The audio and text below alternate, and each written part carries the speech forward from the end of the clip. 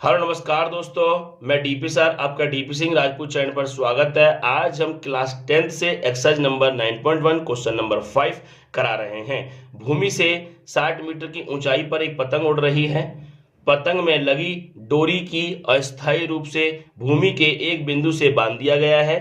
भूमि के साथ डोरी का झुकाव 60 डिग्री है। यह मानकर कि डोरी में कोई ढील नहीं है, डोरी की लंबाई ज्ञात करें। इस क्वेश्चन को करने के लिए हमें पहले ठीक ठीक डायग्राम बनाना पड़ेगा, तो हम इसका डायग्राम बनाते हैं। क्या है डायग्राम? भूमि से 60 मीटर की ऊंचाई पर एक पतंग उड़ रही है, इसका डायग्राम हम बना रहे हैं। तो हमारे पास मान लीजिए एक ये पतंग है, ये रही हमारी एक पतंग। पतंग का डायग्राम इस तरीके का है, ये रही हमारी पतंग। और कितने मीटर ऊंचाई पर पतंग उड़ रही है? ये क्वेश्चन ने बोला है कि पतंग उड़ रही है 60 मीटर ऊंचाई पर पतंग उड़ रही है। तो हम 60 मीटर ऊंचाई पर हमने इसको पतंग को बना दिया है। ठीक है, अब क्वेश्चन आगे क्या कह रहा है? क्वेश्चन कह रहा है पतंग में लगी डोरी अस्थायी रूप से भूमि के एक बिंदु से बांध दिया गया है। मतलब यहाँ पे कोई भूमि का कोई यानी पॉइंट है और यहां से ये पतंग की डोरी बन गई है ना। फिर क्या कह रहा है? बांध दिया गया है। भूमि के साथ डोरी का झुकाव 60 डिग्री है। जो ये पतंग की डोरी है इस भूमि के साथ 60 डिग्री का एंगल बनाती है। ये रहा 60 डिग्री का एंगल बन गया। यह मानकर कि डोरी में कोई ढील नहीं है, ये बिल्कुल टाइटली है, कोई ढील नहीं है। डोरी की लंबाई ज्ञात कीजिए। मतलब हमें ये वाली लेंथ निकालनी है। डोरी की क्या लेंथ है?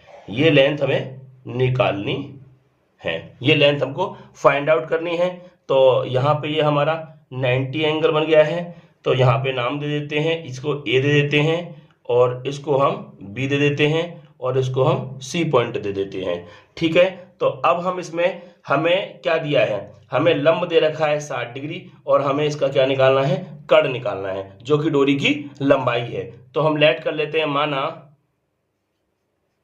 माना डोरी की लंबाई L है। तो क्या मान लिया हमने डोरी की लंबाई को? L। तो देखेंगे इस ट्रायंगल में लिखेंगे समकोण त्रिभुज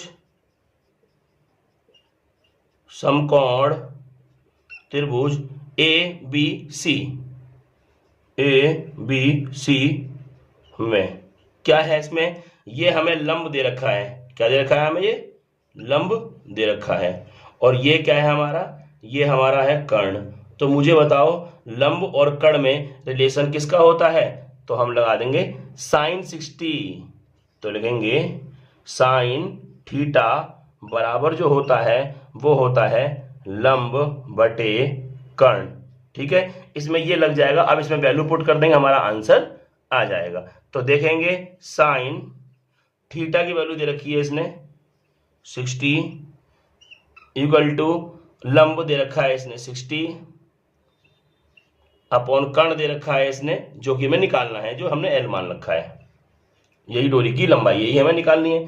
तो साइन 60 की जो वैल्यू होती है √3/2 होती है।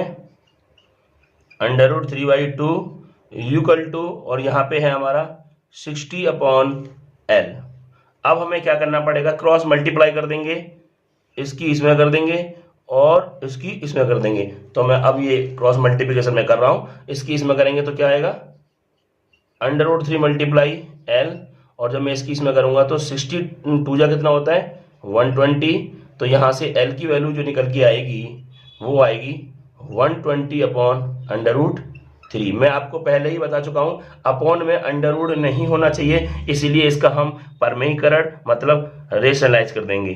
तो √3 से ऊपर मल्टीप्लाई और √3 से नीचे मल्टीप्लाई की जाएगी। तो हमारी जो लेंथ आएगी पतंग की तो 120 मल्टीप्लाई √3 और नीचे √3 की √3 से मल्टीप्लाई करेंगे तो आता है बच्चों 3। और इस 3 से ये कट जाएगा कितने बार? 40 बार। जो पतंग की डोरी की जो लंबाई है वो आ जाएगी 40√3 मीटर।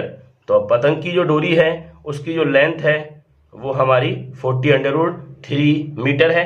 अब हम इस क्वेश्चन को पूरा एक साथ देखते हैं।